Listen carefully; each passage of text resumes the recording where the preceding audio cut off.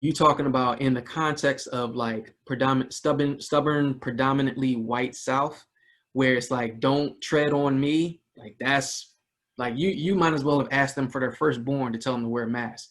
So Matt stepped on a sermon on the two biggest hot button issues that are present in our church right now: race and wearing masks and responding to COVID. Two things that like he ain't ducking no action, right? I'm talking about step right on it. And I share that because throughout the course of the message, and I knew what was coming up. Like I knew when he was tracking, he was setting it up, and he was getting ready to just go there in on him on like us not having a loving response around racial injustice and so forth. And suddenly I started to feel like insecure, like I'm one of two maybe three people of color in the audience. We had a good 150 people in the outdoor service. I happened to be serving in the outdoor service that day.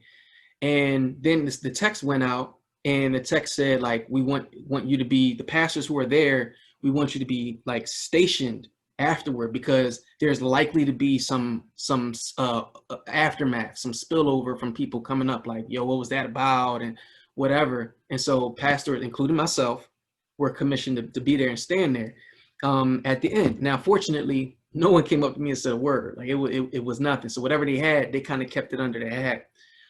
But I bring that up because for all of the what was a very tense, it was a hard listen. I kind of got a little squeamish. And then in the middle of the sermon, I just kind of went, you know what, Lord, it's almost like it's just me and you up in here. So I'm gonna just put it like this. I'm just gonna ride with you. Instead of me succumbing to the spirit of fear, I'm just gonna say, you know what? If you had for me to stand in the firing line and just take a hit for you, if that's what it's gonna be, like, I'll just do that and be here for you. Cause like I didn't travel this far and come this far to like all of a sudden lose my identity.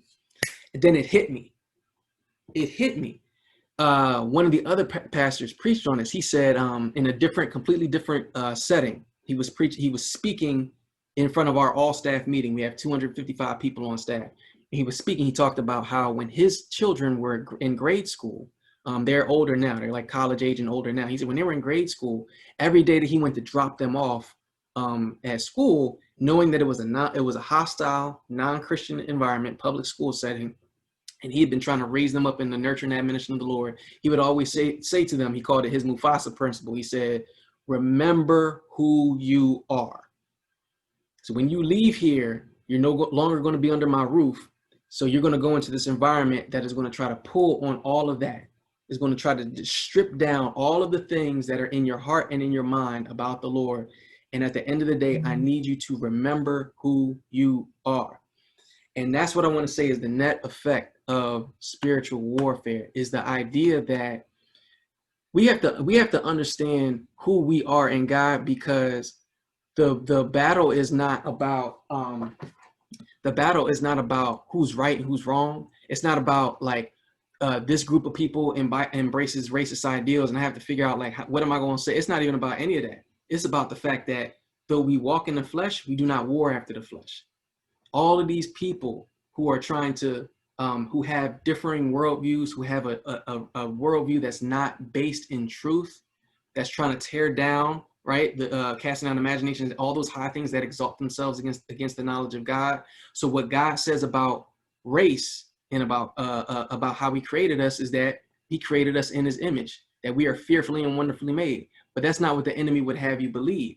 So we stand against that. And so the net effect of spiritual warfare is the fact that we have victory through our Lord Jesus Christ. And it's about us changing in our mind, not about us trying to convince other people that about who we are. We have to be settled in our own selves, within our own self. You have to be convinced in your own mind that you are a child of God.